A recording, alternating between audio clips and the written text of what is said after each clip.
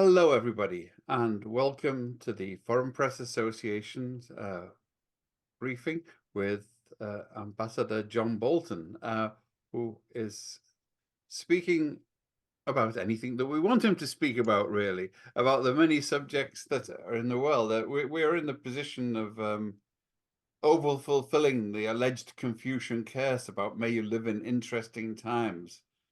These times are beyond interesting; they're positively bewildering. On every level, whoever would have thought a few years ago that Republican Congress people would be blocking aid to Ukraine in support of basically a Russian dictator, but such it is. And I'm sure that John and me and others were all lost sleep last night, waiting up late to see who won the Russian election, which has just been announced. You wonder why they bother. I mean, at least Stalin used to count the votes and declare them himself. Putin has to get other people to do them for him. Such is the state of the current 5-year plan. So I'm talking to John Bolton, who's prepared to answer any questions. But I think that's the key one. I mean, can you see what the end game is?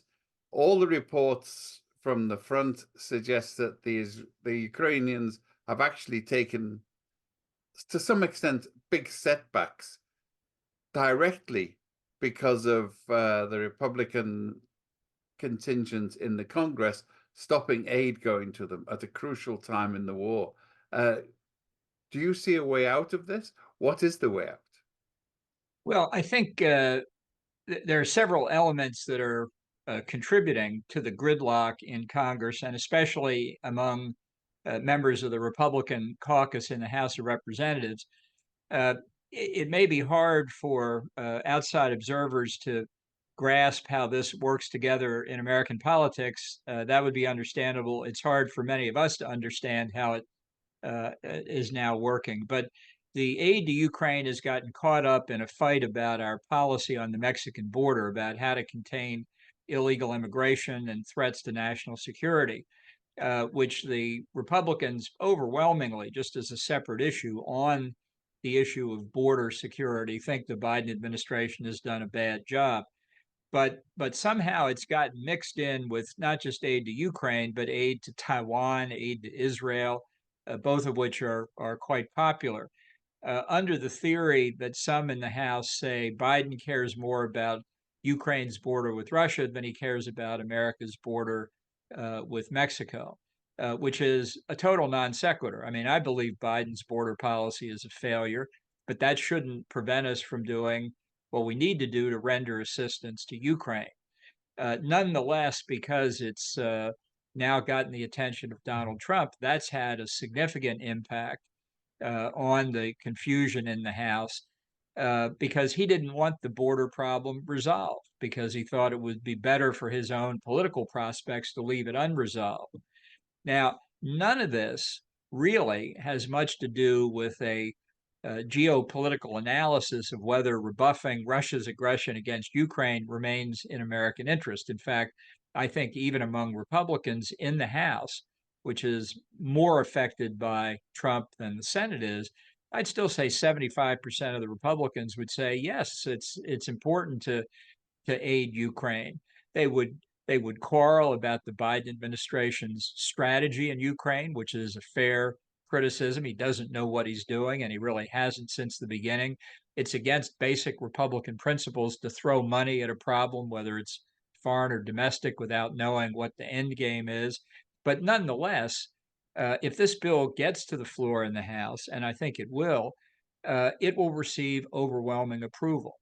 The problem is now a procedural and political problem. In addition to not being able to get a resolution of the question of aid to Ukraine, we've still got a good 2/3 of the federal government not funded for the rest of this fiscal year. Uh, that should be resolved this week, he said, knock on wood. We'll see. And then I think after that, the problem of aid to Ukraine can be addressed. Another part of this problem is Republicans have a very thin majority in the House. With resignations and retirements, it's really down to 2 or 3 votes, which means that a handful of obstinate people can stop almost everything. So these are not good explanations, but these are some of the reasons why it's been held up. And I do worry that the delay that we've seen incurred in the chaos in the House of Representatives has had a negative impact on Ukraine. I don't think this is fatal, but it's certainly not helpful. The Speaker of the House, the new Speaker of the House, said just over the weekend that he did have a timetable to get the Ukraine aid to the floor. And as I say, if you could get through the procedural parliamentary complexities and just get a straight up or down vote on the House floor on the aid, it will pass. But there are some people around Donald Trump, especially that minority you're talking about, who are holding everything to ransom. They often give the impression that they're more interested in inculcating chaos into the proceedings than they are in achieving any identifiable political gain or endpoint. Yeah, look, there is swirling around Donald Trump a kind of nihilism that that turns on his view that really the only thing important in the world is Donald Trump, and all the rest of it's kind of incidental. So we've got in Congress, in both parties, I should say, a group of people who are not really legislators; they're performance artists, and their goal in life is to do well on social media. And some of them are having a fantastic run at it at the expense of Ukraine, which is unfortunate and unwise. Uh, the issue of this, what I call the virus of isolationism, is something that's going to have a reckoning within the Republican Party at some point. If Trump loses, we will surely have it beginning the day after the election. But even if he wins, we're going to have it because, as president, his ability to affect foreign policy is obviously the dominant factor in national security decision making, which is one good reason not to vote for him for president. Uh, but there's no doubt these people are not thinking in any kind of geostrategic sense. I mean, I guess that's the good news. The bad news is they're just not thinking about what they're doing. And in a closely divided Congress like we have now, it's very easy to say no. It's much harder to get to yes. Well, our distinguished member David Andelman, he is he's speaking on Friday before the EU forum in Luxembourg, and he wants to know whether you feel that the EU and NATO are preparing sufficiently for the Donald Trump contingency if he became president. And do you have any suggestions on the direction such preparations should take place, apart from a preemptive European invasion of Washington? Well, I think uh, it's important for our friends in Europe, whatever their opinions are, to understand that when they voice their opinions and they're heard in America, they're quite likely to have the effect opposite of what is intended. So telling us how bad Donald Trump is may reflect your view. It may, in fact, be exactly the same as mine. But it's one thing for me to say it, and it's another thing for a foreigner to say it. So one way of planning for Donald Trump is not to do it out in public, where you decry the potential consequences. As I say, not that I would disagree with him. I'm just talking tactically here about how not to diminish the effect of the Western alliance. It's not clear, for example, with Trump, when he might decide to withdraw from NATO. I think it's nearly certain that he will, but it may be he has advisors around him who can find ways to delay. This is not an issue you want to force to decision. I like to say with Trump, it's never final until it's final, and maybe not even then. So the longer this issue remains undecided, the better off we all are. I think the effect of an American withdrawal from NATO would be so catastrophic that there isn't any effective way to plan for it. It would mean the end of the alliance. There may be another alliance that replaces it. but it will not be NATO, that's for sure.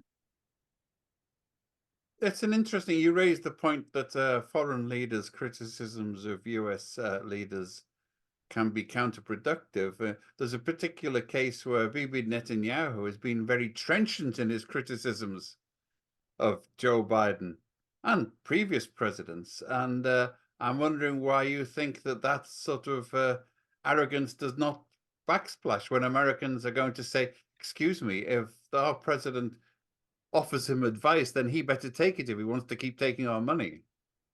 Well, I don't think Netanyahu has been so critical of Biden. I mean, I think he's gone out of his way to try and maintain the bipartisan support in the United States that Israel has traditionally had. I actually thought you were going to mention Senate Democratic Majority Leader Chuck Schumer's comment the other Well, I day was, yes, I was coming on to that. that Israel should have a new election. But I would just say, and that's a pretty direct rebuke of Netanyahu. I mean, he equated him with Hamas as being one of the factors obstructing peace in the Middle East, which is pretty dramatic when you think about it. But I will predict, and I'm happy to hear what others have to say on it. But I will predict that Schumer's statement about Israel having another election and Biden's support for it has done more to strengthen Bibi Netanyahu's position than almost anything else you can imagine. So I understand the concern in Europe about a U.S. withdrawal. There's plenty of concern about it here too. But the question is, how do we avoid it, not how do we accelerate it?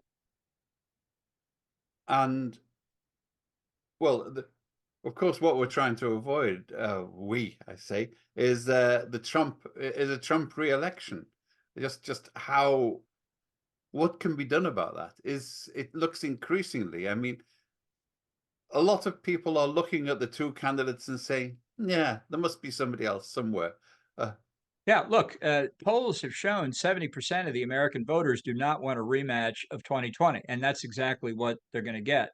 Uh, just in case people are bursting at the seams wanting to know what I'm going to do, I'm going to do the same thing I did in 2020, which I think many others will do the same. I live in Maryland, where you can write in the names of people who are not major party candidates. You can not on the ballot. I wrote in the name of a conservative Republican in 2020 because there wasn't a conservative name on the ballot, and I'll do the same this year. There are a number of third-party independent candidates. They will not come anywhere close to winning the election, but they may draw enough votes, particularly in swing states, where it could affect the outcome in those states and thus the allocation of those states' electoral votes. I mean, it's a very unhappy election for me and for others who don't think either one of these candidates is competent to be president. Well, the campaign in Michigan to write in uncommitted to vote uncommitted seems to have actually produced results in the case of the twitch in Biden's policies. Um, Well, can you? he's very nervous about the anti-Israel left wing of the Democratic Party deserting him. But he better watch out because there's still a pro-Israel wing of the Democratic Party, which might desert him if he's not careful. This is why the best answer to your question, what do you do to stop Trump, is for the Democrats to nominate somebody other than Joe Biden. Uh, Former Speaker of the House Paul Ryan said a year or more ago, uh, in an optimistic way, any Republican not named Trump can beat Biden because he's so unpopular. He's so vulnerable. Now, I think analysts would say Biden is so unpopular that even Donald Trump can beat him. And in fact, there's an argument that Biden may be the only Democrat who could have a chance at their nomination, maybe the only Democrat who could lose to Trump. If the Democrats nominated somebody, shockingly young in their late 40s or early 50s, I think it would have a dramatic impact on the race. And remember 1960 when John Kennedy ran against the Eisenhower. Eisenhower wasn't running, but Kennedy cast his candidacy as one of youth and vigor, as he said, against Eisenhower, and it was very successful. Indeed. Well, not for him personally, as it turned out, but that's Well, I'm talking about 1960, but the Democrats have great lack of confidence in their younger generation, and that's why they keep ending up with Biden by default. But I think it's a very risky and politically probably uh, uh, uh, erroneous strategy for them. It almost reminds me of when I was in India and the purpose of elections was to determine who the oldest was and then elect them. A sort of gerontocracy. Yeah, well, we're doing that this year, that's for sure. So, Martin Burkhardt, US correspondent for Information. I don't know the Danish pronunciation, a national daily in Denmark. He'd like you to look at the issue of whether you should compare pre-war isolationism with what's happening now. Are the two not different in nature, he asks. The 1930s are not the 2020s. And secondly, did skepticism amongst GOP voters of foreign aid and even not seeing Putin in as sinister a light as the Democrats start long before Trump? Remember Bush saying that Putin had a soul. Right. Well, that was not one of his best lines, I must say. Yeah, Republican skepticism of foreign aid, and I speak as an alumnus of the U.S. Agency for International Development, has largely been skeptical of economic foreign aid and particularly multilateral economic foreign aid. Military assistance has not been particularly objectionable.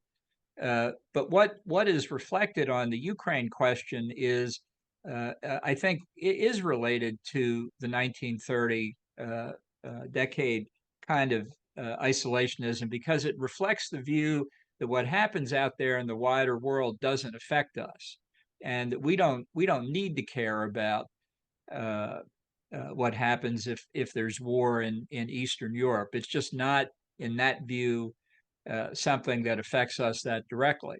And I think that's exactly what people in the U.S. thought in the 20s and the 30s, that we had saved Europe in World War I, and let's have done with them and get back to normalcy, as they called it in the Harding administration. Now, I think that's a very simplistic view of the world. It was simplistic in the 20s and 30s, and it's even more simplistic today. But that's what they think. Uh, the idea that it's because they don't see Putin as a particularly threatening actor is really confined to a very few people who don't know anything about Putin or history or a lot of other things.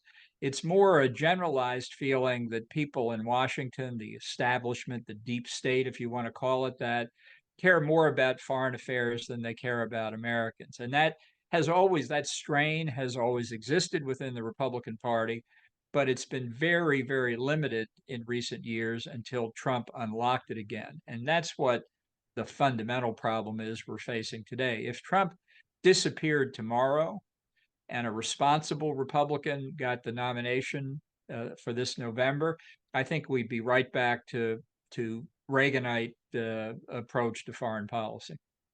Well, as Tip O'Neill said, all politics is local, but I've always got the impression that there is a presidential exemption, that Americans see their president, they want to see how their president looks on the world stage.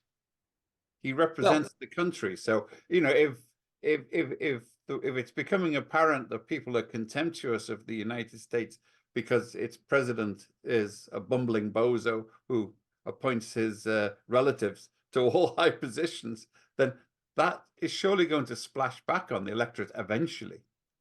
Well, I think there will be a backlash after Trump. As I say, I have always seen him as an aberration, not as a real tendency. And it's not like he has a coherent isolationist philosophy. He doesn't have any coherent philosophy at all. Um, and he's reacting to really to a question of how does he look most influential? How does he look most central? So he can say completely uh, nonsensical but unrefutable things like, if I were president, Putin never would have invaded. If I were president, Hamas wouldn't attack Israel. If I were president, we wouldn't we would have a tariff deal with China. all of these things are highly unlikely, but there's no way to prove them wrong. It's part of Trump showing that he is the unique figure who can solve these issues.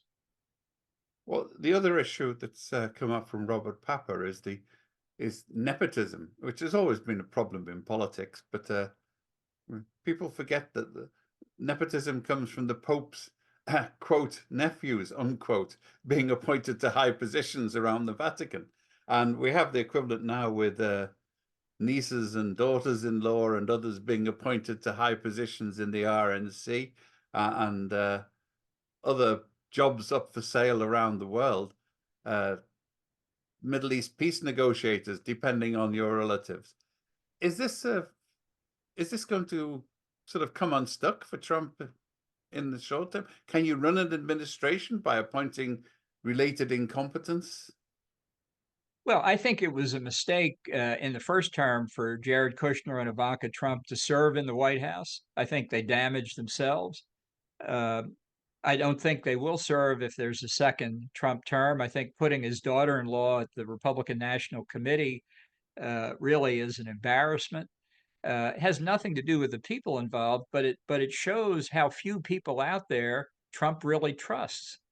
And that is what is more dangerous about that, rather than these people getting the positions, is the loyalty test that Trump will impose in a second term on his advisors, cabinet officials, and others, which is, will you be personally loyal to me as opposed to the Constitution? Obviously, the president makes the final decisions. This is not a question about advisors making the decisions instead of him. The president will always decide. But no president, including Donald Trump, is served by a bunch of yes men or yes women who simply execute the first thing that comes out of his mouth. Every other president has figured that out, but not yet Trump. And that's another real danger of what kind of administration he will have in a second term. The one ray of hope in there is that Trump will be a lame duck the minute he takes office, because the Constitution prohibits a third term, even in his situation where he'd have two non-consecutive terms. It's 2 terms, period. So if he's elected, he will be in his last term the day he's inaugurated. But he can do an awful lot of damage in 4 years.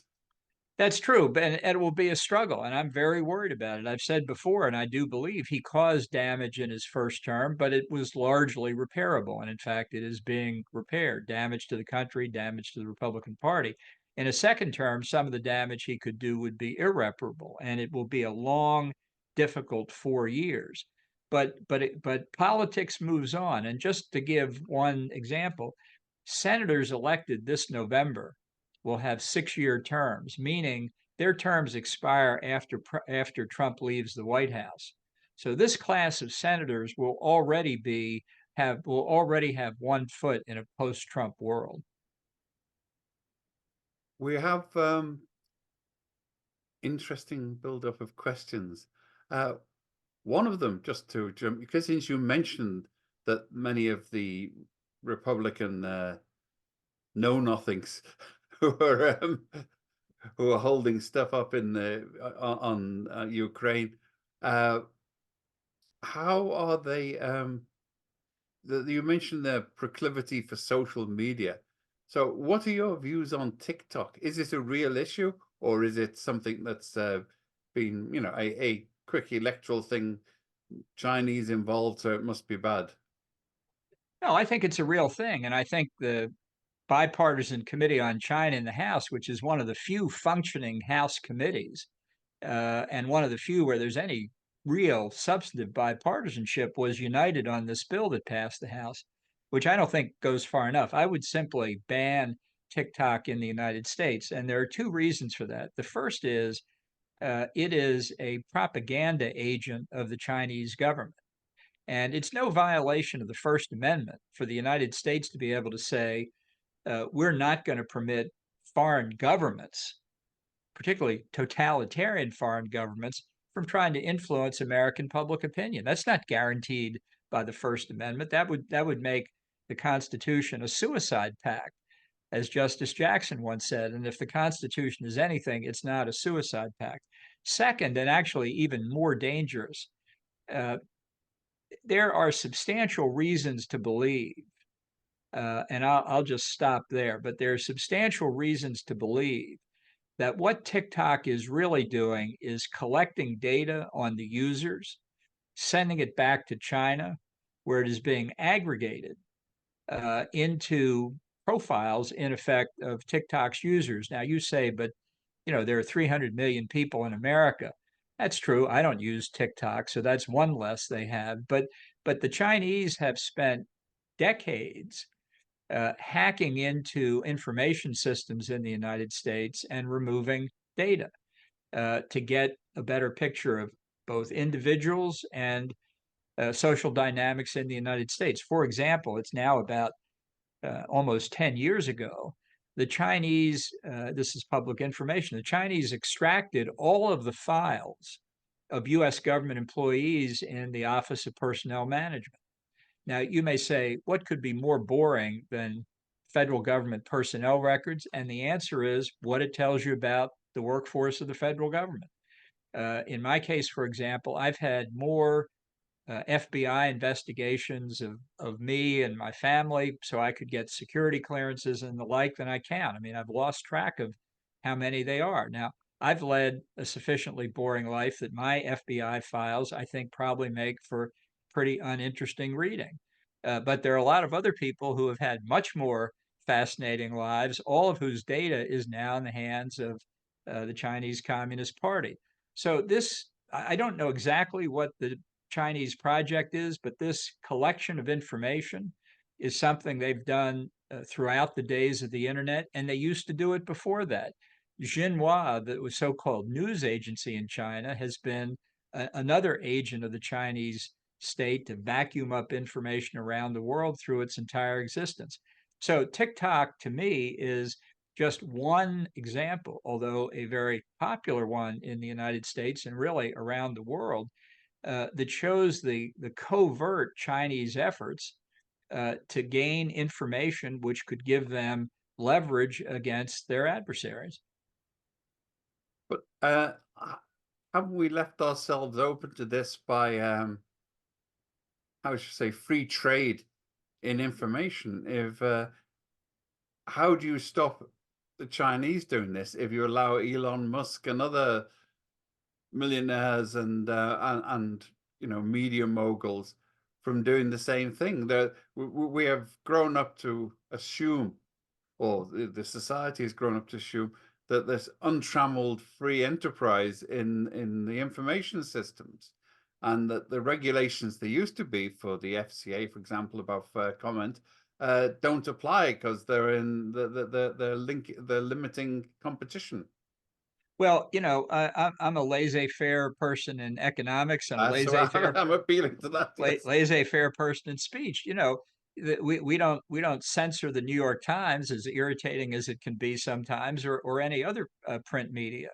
They're not foreign governments. Elon Musk is not a foreign government. What needs to be corrected is the loophole in the communications laws, Section 230 of the Federal Communications Act, I think it is, that does not hold social media companies responsible for what's on their platforms. That's like saying that they get the benefit of printing or publishing on the internet whatever they want without any liability.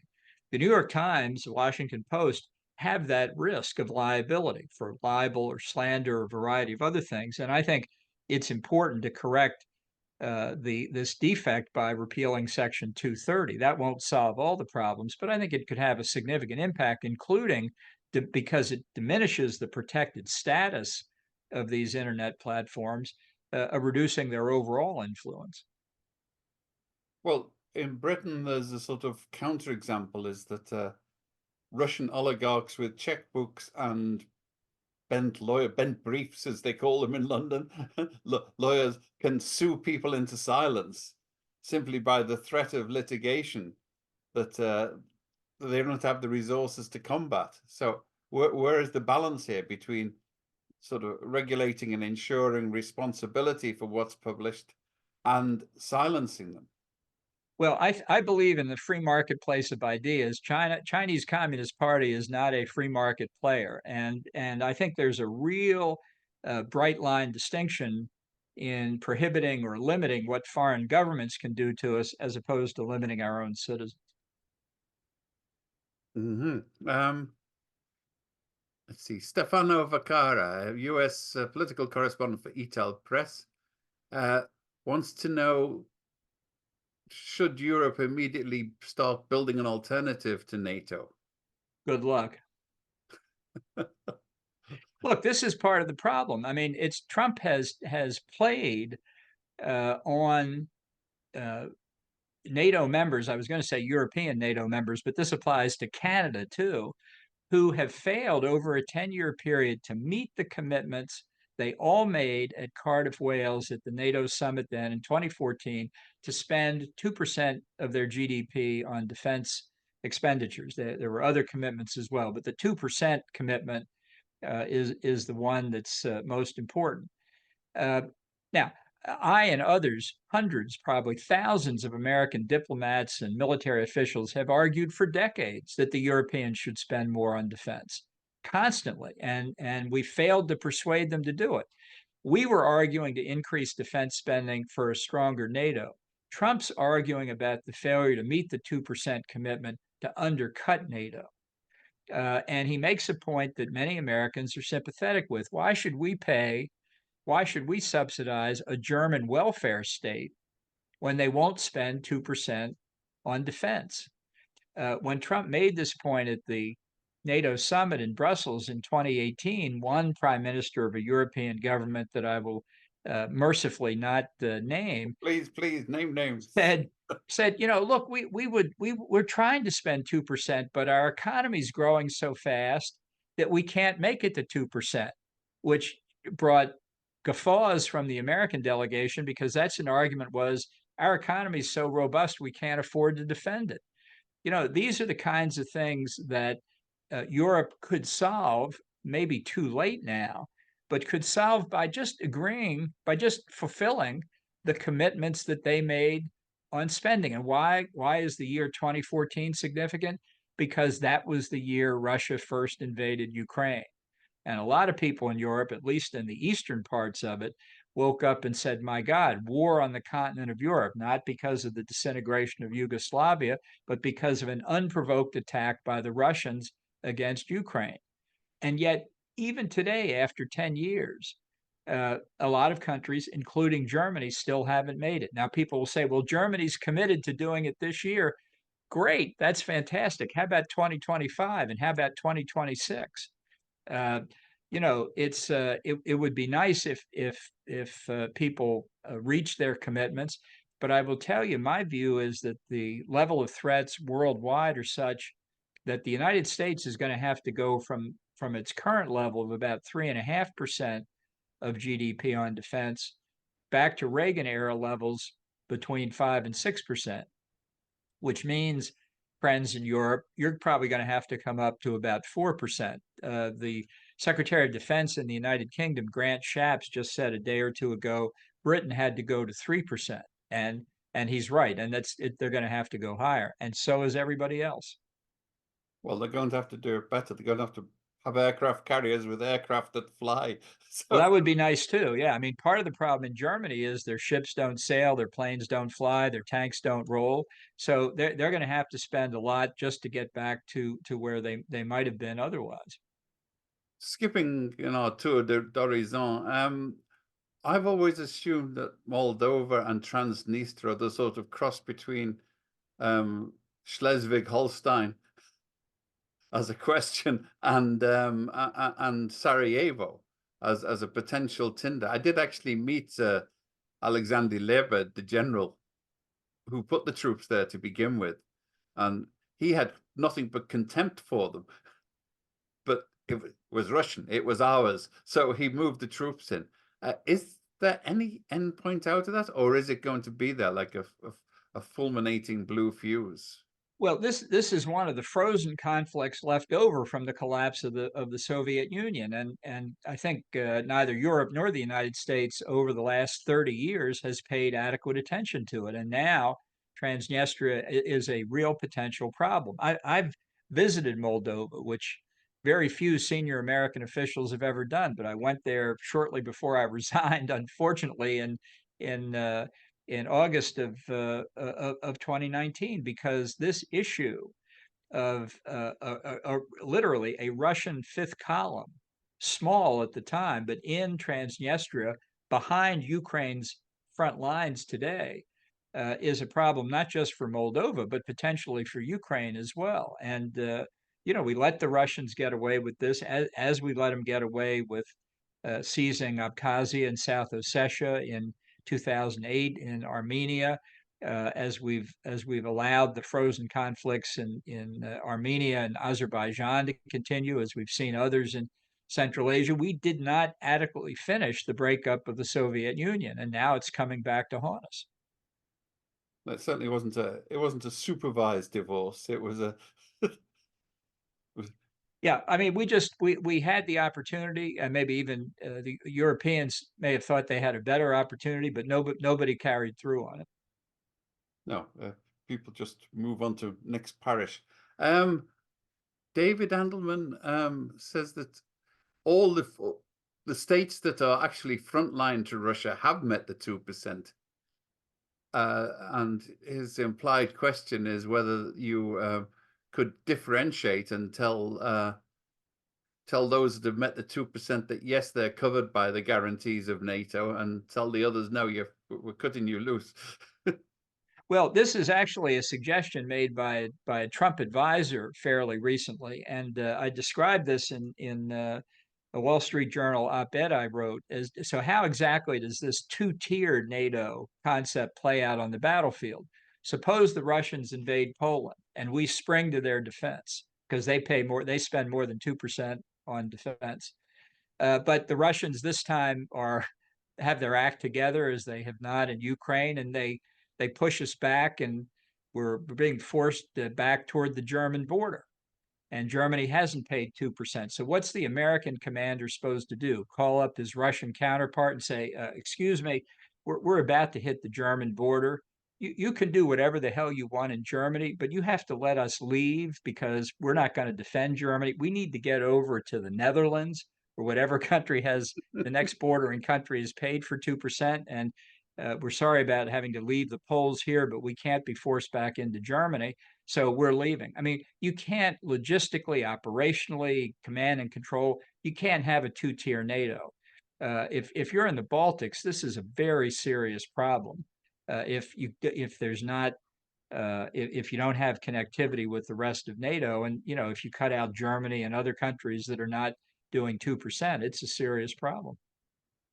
Now, I mean, it's not just a case of 2%, though, isn't it? There's a political will, and more NATO recently has begun to look like a pale Occidental imitation of ASEAN. Well, look, in for all terms of those, ineffectiveness. yeah, for all those who said in the past 2 years since the Russian invasion of Ukraine, Biden has really led a strong NATO, that's ridiculous. Look at the latest disagreement over whether German Taurus missiles will be supplied to Ukraine. Our strategy has been all but non-existent. We have not given Ukraine what it needs in a coherent fashion, and the Biden White House and Germany and other countries have pursued not a policy of victory for Ukraine, but a policy of non-victory for Russia, because we're all deterred by the Putin threat of a wider war, which I think is totally hollow. So I think NATO has done a poor job. It has at least prevented Ukraine from being overrun, but that's a pretty low bar. While we're it goes beyond that, though. I mean, how do you run an alliance like the European Union or NATO with countries like Slovakia and Hungary, which seem to be operating completely in opposition? I mean, just about managed for many years to have Greece and Turkey, who hated each other far more than they hated the Russians, how can you manage a coherent military alliance on the front line with the vagaries of politics? Well, it's very difficult. It was unconscionable, for example, what Hungary and Turkey did to the applications of Finland and Sweden. Now we finally got that taken care of, but that was irresponsible as well. I think in Hungary's case, there have long been allegations about bribery by the Russians of senior Hungarian officials, and in other countries as well. I think the biggest problem for Hungary is its reliance on Russian oil and gas, which, by the way, Ronald Reagan warned Margaret Thatcher, warned the Germans about late in his term. Do not become dependent on Russian oil and gas, and much of Europe did so anyway. And that leaves a problem that we haven't found a solution to either. And I remember when Viktor Orban 30 years ago was a small L liberal politician in Hungary. I think he's betrayed the Hungarian Revolution of 1956 by his behavior. Yes. Well, he's betrayed the Hungarian people because he deprived their democracy, no matter which side he put it down afterwards. It's we have had dealings. Who else have we got here? Sandra Muller says Donald Trump and family are all over social media while Joe Biden is more discreet. He launched his first video on Instagram last week. He's also more discreet during the last election and still won. Do you think that these strategies can have an influence on elections? Will quiet discretion win the day? Yeah, I think discretion is out in American politics. Trump that's another effect of Trumpism. Look, Biden's got a problem among young voters who don't have a history of high voter turnout, but are traditionally more supportive of the Democratic Party. And the polls show him very weak among that group, and that's a group that uses social media a lot. So I think politically, he probably doesn't have much choice but to do it, and he just needs people in his communications office who are in their 20s who speak that language. And I expect he will rely on it heavily this year. If he doesn't, I think that adds to his problems. Well, getting back to high profiles or low profiles, you have in the past been somewhat unflattering about Nikki Haley, and there's much to be unflattering about. Do you see a future for her in the GOP, says Tifa Gusso? Well, I think she clearly thinks she has a future, and I think 2028 is wide open. We've had a recent development here that I think is significant. Mike Pence, just a few days ago, said he was not going to endorse Donald Trump for president, and I say good for Pence to say that. Inevitably, at this moment, attention is going to turn to Nikki Haley to say, okay, you suspended your campaign some weeks ago. Given what Vice President Pence has now done, will you also decline to endorse Donald Trump? And I'm going to be very interested to see what she does. We have missed out one of your sort of favorite subjects, and mine, in fact, the question of Taiwan. One of the sets of aid being held up is the question to Taiwan. So we have this dichotomy that you have Republicans prepared to beat up China on a commercial front, but basically provide a ferry line across the South China Sea from the mainland to Taiwan. How do you think this is working out? Well, I think, Taiwan has a new president, vice president coming in soon. I know both of them quite well. I think they're responsible people, and I think they will be good leaders for Taiwan, but they need American help and help from others as well. So this conflict over these aid packages, as you rightly say, it's not just Ukraine that's being held up. It's not even just Taiwan that's being held up. It's aid to Israel that's being held up, and it's funds to help close the Mexican border that are held up. So I hope people understand this is evidence of confusion and disarray, not coherent strategy. And therefore, if you remove the principal instrument of chaos, being Donald Trump, I think things would revert in fairly short order to the more traditional distribution of power. I think, for example, if you had a Republican president strongly supporting Ukraine against Russia, it would be a matter of minutes before the left wing of the Democratic Party came out in opposition to the war. They're supporting it now only because Biden is president. Mm, no, I beg to differ a little there. I think there are democratic principles in it. It took them a lot of hard searching to get as far as they do now, because in the past they'd have assumed that Moscow represented anti-imperialist world consensus. They still do. Some of them do. Well, some of them do. Some of them do. Yes, but I was somewhat gratified to see how few they were. I expected far more, to be honest. Simon Locke says over the weekend, Trump was calling for the jailing of Liz Cheney, which is straight out of the Putin playbook. Are you concerned that Trump will be dictator for more than a day? That once elected, he will sort of follow the norms of democratic behavior, or that he will rather consolidate his power and issue the emergency decree and dissolve the Congress?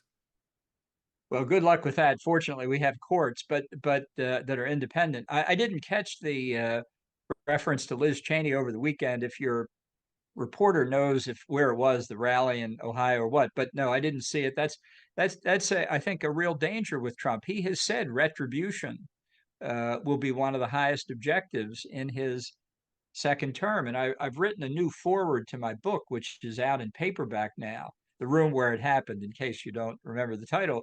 But in the foreword, I talk about what a second Trump term will look like. And I make the point that retribution against Liz Cheney, against Mark Milley, the former chairman of the Joint Chiefs of Staff, against all of Trump's political opponents, is a very real risk. And while ultimately they may be vindicated in the courts, Trump is a prodigious litigant who puts other people to great cost and effort to defend themselves. If he's president, he'll have the government to act as his lawyers. So I view this as a very, very concerning prospect if he wins. But he has been packing the courts at levels all the way through. Or let us say that his choices dominate many of the federal courts and the local courts. Yeah, fortunately, I will make this prediction. 99% of his nominees will do the right thing. There will be an occasional judge who doesn't do the right thing because of what you've mentioned, one of whom may be Eileen Cannon, who has the classified documents case in Florida. Her record on this case is not very great, but I'm really not worried about the vast majority of his nominees who have already ruled against him in any number of cases back in the 2020 election recount, and have been ruling against him in some of the recent cases as well. I see he's just failed to meet his bond requirement in the New York case. Yeah, this is a very interesting development. He's basically said nobody in the world will put up a bond for him in that amount. And obviously, he wants relief from it. I don't know what the New York courts will do, but the whole point of the bond requirement on appeal is so that the winner is not prejudiced by the loser basically getting out of town or selling his assets and concealing them. So there's a real principle of justice at issue here that, as usual, Donald Trump will try and twist because, after all, he's being picked on. Yes, for 400 million is quite a lot to take down to the marshal's office and put in an escrow account. Yeah, it's up really to 500 million if you consider interest and things like that already, and growing every day. What's a few tens of millions between friends? The name came up early days, but will the Kennedy third part candidate skew results the way the Nader candidacy did for Gore? I mean, I must say that the Kennedy candidacy seems to be almost as much part of the three-ring circus as Trump.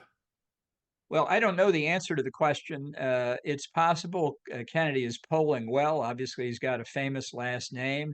It looks in the polling so far at a very slight level. He hurts Biden more than Trump. But it is a fact that as you get closer to election day, third party and independent candidate shares of the vote have tended to slide. We'll see what happens this year. It really is uncharted territory. But remember, in a close election, even the diversion of a few thousand votes in key states can make a big difference. People would argue that Jill Stein, the Green Party candidate in 2016 in Wisconsin and a few other states, was the margin of difference between a Hillary Clinton win and a Donald Trump win. So she's running again. Cornel West, a left-wing African-American academic from Harvard, is running. RFK is running. There may be a candidate by the group No Labels. We don't know that yet. Very hard, I would say, impossible at this point to predict what impact they will have. Especially with the underwhelming personal support for Joe Biden amongst many of that constituency. Right. This is another reason why the Biden nomination is not an act of wisdom by the Democratic Party from their own point of view. I agree. Well, not my point to agree here. Now, one of the difficulties with the geopolitical situation being so fractured is that with the major circus in town going on, there are things smoldering in the underbrush. So we've got China and the and let me see. Mohammed Arif Yacobi says it seems that China is in a close relationship with the Taliban. Does that mean more relations for the US? And there's high tension between the Taliban and Pakistan. How could this make the region more complicated? Well, I think this was perfectly predictable when the Biden administration withdrew from Afghanistan in the summer of 2021. The Trump deal with the Taliban was a mistake. I don't think Taliban ever had any intention of complying with the commitments they made. And I think the withdrawal of the US and NATO opened a strategic vacuum in the middle of Asia that the Chinese, the Russians, and foreign terrorist fighters are happy to fill. It leads to continuing tension with Pakistan, which already has its own problems, as we can see by the imprisonment of Imran Khan, which I think opens enormous potential for China, even more than it has now in Pakistan. So we've turned our eyes away from Afghanistan and the region after the withdrawal, which is always a mistake. We watched this happen in the 1990s when Taliban came in the first time. Now they're back again. The American and NATO presence in Afghanistan was really a very small commitment. There's no war going on as we understand that. The government was struggling, to be sure, but it was making progress. Taliban has rolled all that back for women and children, girl children, and no prospect of changing it. So I think the growing Chinese influence, perhaps looking for minerals as well as geostrategic positioning, was baked in when we withdrew.